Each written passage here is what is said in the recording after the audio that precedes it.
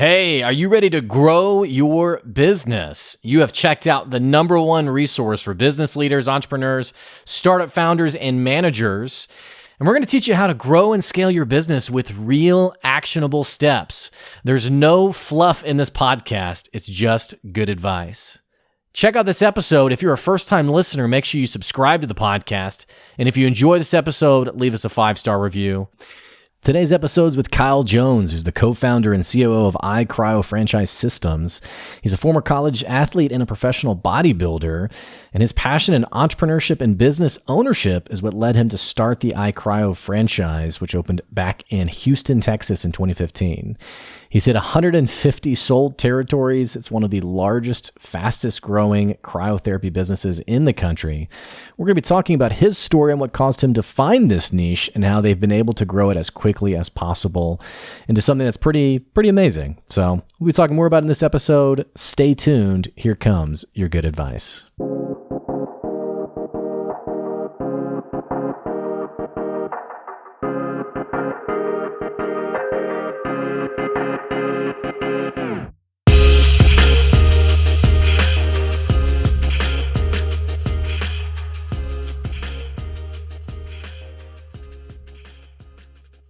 Hey, welcome back to another episode of the Good Advice Podcast. One of my favorite things about this show is talking origin stories and how people go on to build not just like the random business in someone's garage, but like an international franchise. How do you take an idea and build it into something that's not just great, but other people think it's great? In fact, it's not just something that other people like, it's something that actually has sustainability and traction to it, to where maybe you could even have over 200 locations of your awesome business idea.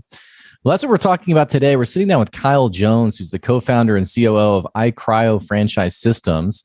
He's a former college athlete. He's a professional bodybuilder. And we're going to be talking about iCryo and really how this came about and what's made it an international franchise today. Kyle, it's great to have you on the show. It's great to be on the show, Blake, man. I love chatting about the iCryo story, and I get questions all the time about, where it come from, where the idea spun off from, how did you get introduced to cryo? And it's every single day is a rewarding feeling for me because when I took that leap of faith, and we'll get into that here in a minute, it was definitely one of those, take a right turn or a left turn in life, and I took, I guess, the right turn. So.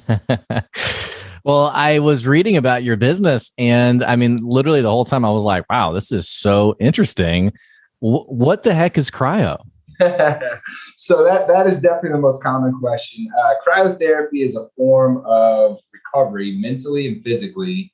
The body reaches sub-zero temperatures and alters the skin temperature to the point of where it does one of two things. So it either hits a fight and flight response, so it hits that sympathetic nervous system, and you're triggered in a flight or fight response, or it does the exact opposite, and it hits the parasympathetic nervous system, which is the rest and digest.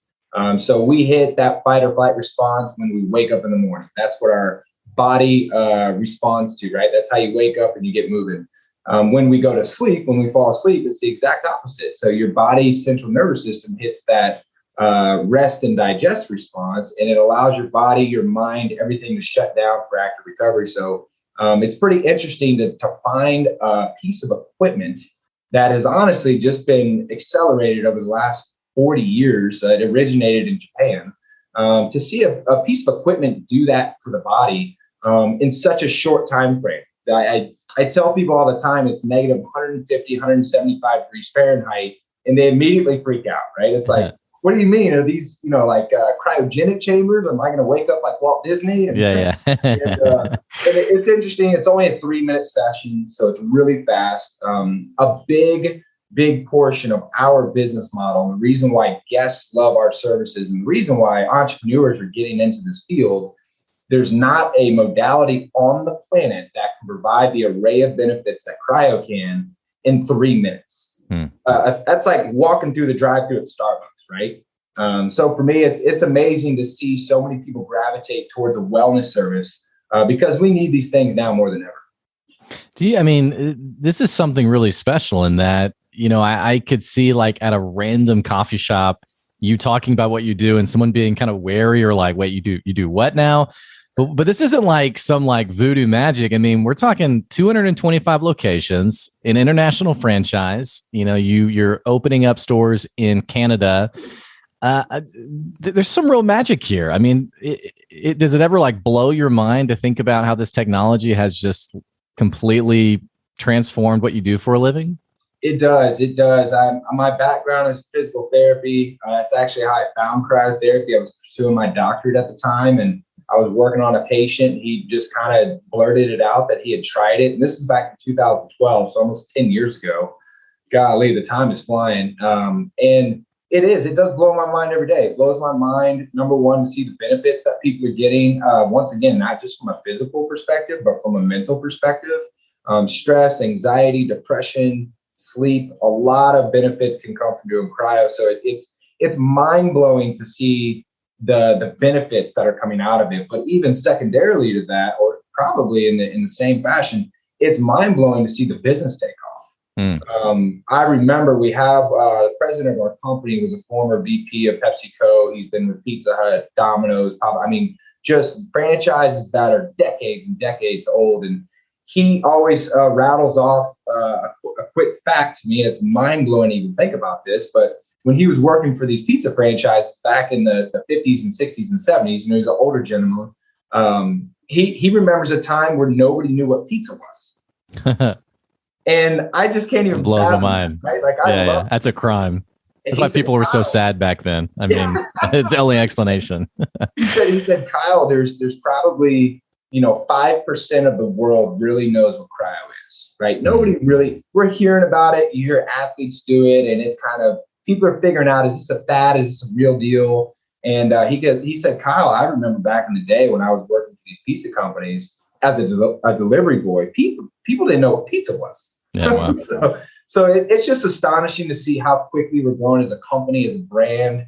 And when half the world or all the world knows what cryotherapy is, imagine what we'll be doing at that point in time. Well, and like I said, it's one of the reasons why I was so excited to get you on the podcast was it's in a world where so much innovation is happening. This is different, and it feels like there's real momentum to it. I mean, managing 225 different locations, I know you have a franchise model. What's it like managing all those stores, managing your people, heck, even managing a team? I can't imagine your team must just be growing at an incredible rate. Yeah. What's that like? Yeah, so we are literally, I remember when our corporate office was my dining room table. It was me. After about a year and a half, I brought my father into it. We co-founded the franchise together. So I originally founded the brand solo. I brought my dad in as a partner. We work great together. Actually, the whole family's in the office. My sister works in IT. My mom works in HR. So it's a legitimate, privately held family business, and we try to keep that culture the way it is. And you ask, how do we manage from a corporate perspective, and how do we imagine the scale of not just 225 but 1,000 plus locations, right? Our business model has us doing over 1,000 centers here in the United States alone. So how do you manage that process? And for me, people buy into iCryo not because of really the services we provide, even though that's the initial intent, but when they meet us, it's about the culture that we have. It's about the family environment. We have kind of like a Google mentality to where the corporate office is very laid back. We do a lot of team bonding events together. We'll go to watch a movie or grab dinner or do some Top Golf or some bowling, whatever it may be. For me, that's how I was raised as a child. And in that family environment, just provides something way different than a business model, right? So I've become very close friends with some of our franchisees, our medical board, just everybody's very tight knit. So I think the way to keep the success of the brand is to keep it tight knit, whether we get to 100 locations, 500 locations, or 5,000 locations internationally, whatever that number looks like, it's to make sure the core values of the brand always are instilled. Yeah, and I think that's really powerful. I mean, I was looking at your website and reading your culture statement, so to speak, and it does feel like it's hard for businesses to really keep their fingers on their identity and who they are when they first started. So props to you in making that a priority, especially as you guys are growing. I am curious in terms of just like, because we have people listen to the podcasts who are just now starting their business. They've just founded their business, or maybe they're in their 9 to 5 job and they're sort of dreaming about that business they want to begin. What was like the startup costs like for this? I mean, I'm thinking like futuristic, like a big cryopod. I mean, I don't even know. I didn't know what this thing looked like when you started it. Talk to me a little bit about just like the origin story and just managing costs. And I know you mentioned the dining room table. But what was all that like? Yeah, so and that's one thing I think most entrepreneurs from the start, they try to go for the fences, and everybody has to understand. It was tough for me to understand because I'm a bit of a no, I'm competitive. So I want the best all the time, right? I want the best for my team all the time. I always want to win. But with that, you have to understand there's growing pains, right? There's a growth perspective in place to where you can't start out having a 5-star location. You can't start out having the 5-star all-star team of a corporate staff, right? You can't afford that from the beginning. By no means do I come from money, right? I'm not a millionaire or a billionaire, and we didn't have millionaire or billionaire investors to start the company. We didn't have private equity or venture capitalists, and this was all organic growth from location number one. And I go back and I look at the first location that's still open today here in Houston. It was the number one. It was number one store, and it was a cookie cutter build out. I mean, my dad did the construction. He's been a general contractor for about 32 years, so we got the construction done very, very cheap and very, very fast. But I look at the center now, and I look at the center when we built it, and it's completely different. We've renovated it probably 3 or 4 times. As we were able to make more profits and generate more revenue, we made cosmetic changes, right? We altered some things to make it look more like a brand. And now we're building centers that are 5-star locations. I do have an all-star team of corporate staff, but it's taken me 6 years to get there, right? Mm-hmm. So I think what people really need to understand is from the beginning, you're on a shoestring budget, right? And don't think that won't lead you to success. Don't think that because you're not starting out with the magical vision that was in your head of a business plan. Don't think you can't get there. It's just going to take a lot of hard work, a lot of restless nights, a lot of stressful nights to get you there. But I can tell you right now, number one, it's possible. For me, the 2 contributing factors that I always correlate our success to is timing and people. You always want things to be done yesterday, right? But for me, it's everything in time, right? You will be gifted things at the right time. And there are some times that in the company, I wish I would have had things a year sooner. And then a year later, I look at it and say, you know what? We weren't even ready for that a year ago, right? And so I think timing is crucial. It's accepting what the universe gives you at that given time and running with it. And the second thing is people. The people that we've hired, it is mind-blowing. And they've come at the right time. So it's just mind-blowing to see with patience, with perseverance, just making sure that you're always trusting your gut. I think that's been the difficult part. That's where we've got to where we are today. So any entrepreneur that's thinking, how do I make this happen? You don't have to go crazy from day one. Start out small, take the steps necessary to get to where you want to go.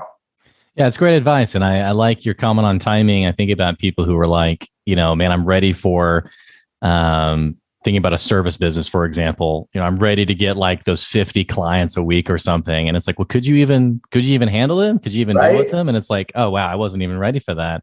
Mm-hmm. Where in Houston is store 1, by the way? So we're actually League City, Texas, which is Southeast Houston. It's in between downtown and Galveston. That's where I'm from. I was born and raised in League City, went to elementary school, middle school, high school there. So I saw the city grow as a kid. I remember being able to go from one end of League City to the other in about 10 minutes. Now you can't even get 10 feet in 10 minutes. Oh yeah. I mean, that's the Houston life too. I mean, it takes an hour to get from one side to the other. Yep. But so, you start store number 1 in League City. You probably, I'm assuming, had no idea where this was going to go other than just being really excited about it. How did you, I mean, it's been 6 years. How did you stay patient? How'd you stay hungry and ultimately committed to, man, we're going to do this. We're going to make this happen. Because you probably know as well as anybody else. I mean, you said it yourself, this doesn't happen overnight, right? And I think a lot of entrepreneurs, the message they see on social media is that it is overnight, that it does happen over 30 days, for example. So how did you stay patient and committed to it? For me, and this is weird, the thing that makes me tick is different from what makes everybody else tick, right? So I always tell people, find out what makes you tick. Find out when you wake up in the morning, what drives you? What is something that you can't control that's just an internal response that motivates you, that just gets you going? And for me, I figured that out pretty early on in life. My early 20s, was being mentored by a man, and he spoke that to me. He said, Kyle, figure out what makes you tick in the morning, man.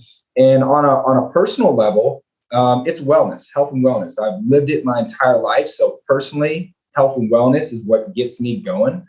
Everything around health and wellness just makes me thrive out of my body. Mm-hmm. From a business perspective, it's when people doubt me, when people doubt my team. Actually, that's probably the better answer, when people doubt my team. And so I've had, we've pitched this business opportunity to employees that I wanted to hire from an executive level that have turned down offers early on, right? I've pitched this to investors. I've pitched this to people that I wanted to be involved. I knew they could make an impact, whether it was financially, operationally, whatever it was. And they told me no. They told me either no, they weren't interested. No, this isn't going to work.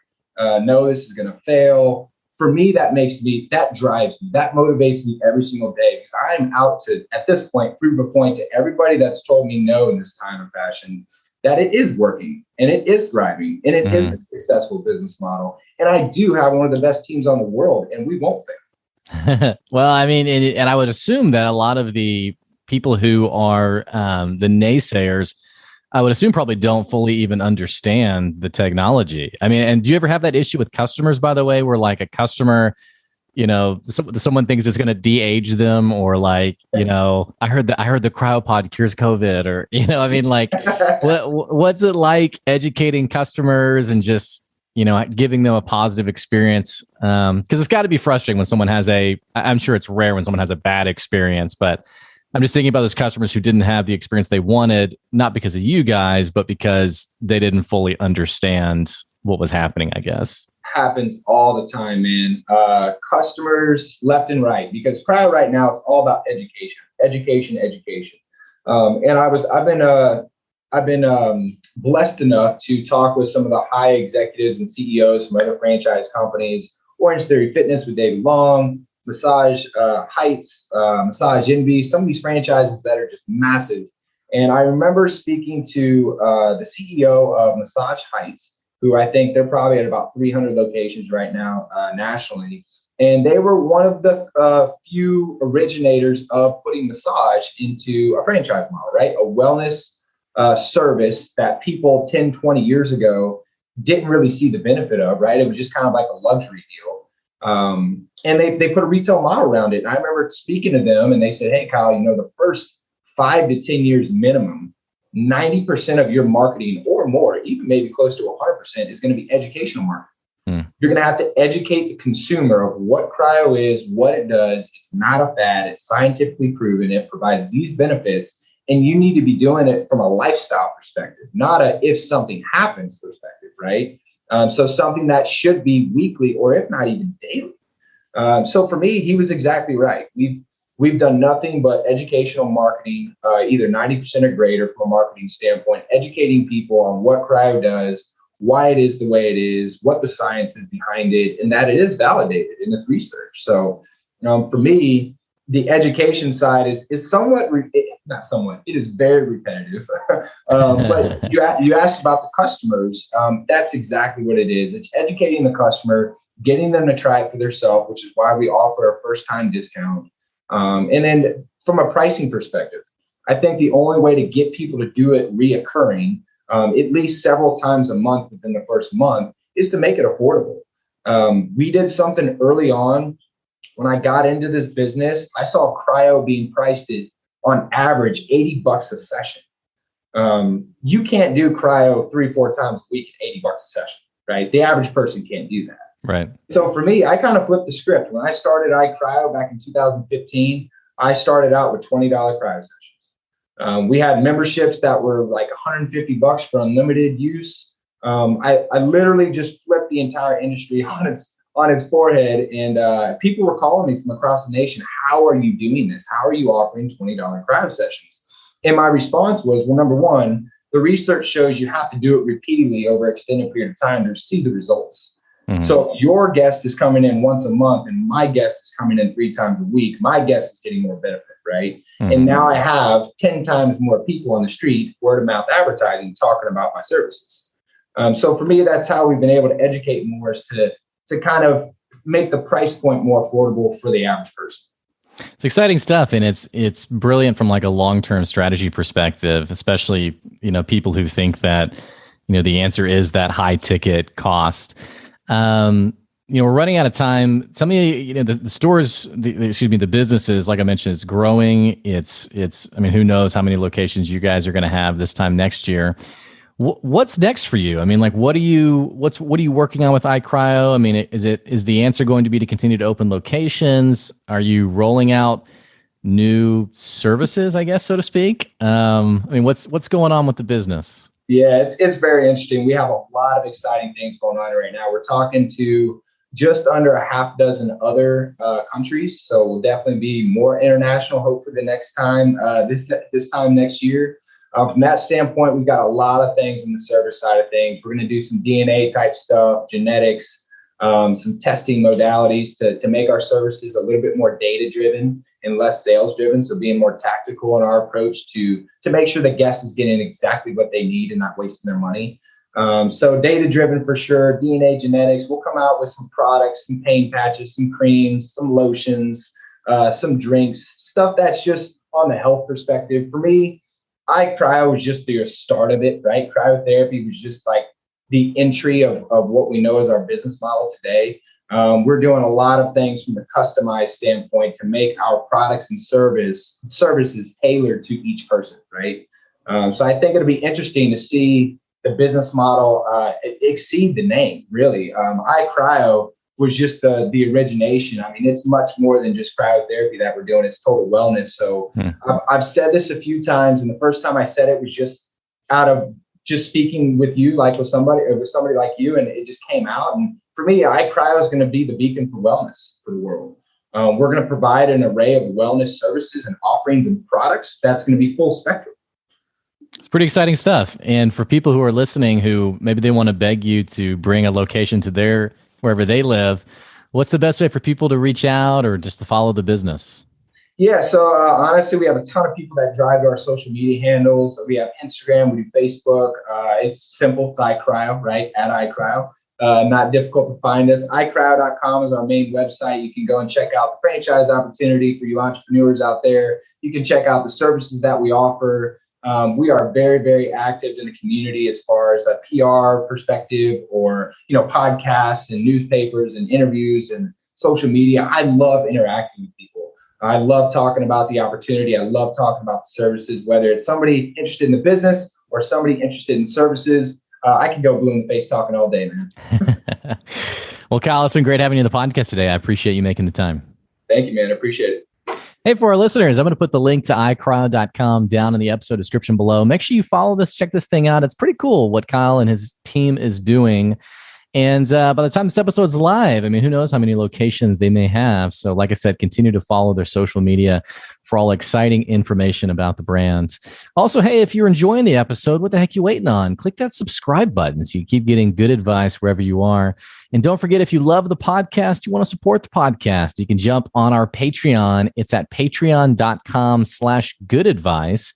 That's patreon.com/goodadvice. And you can even get your business advertised in the introduction of the podcast.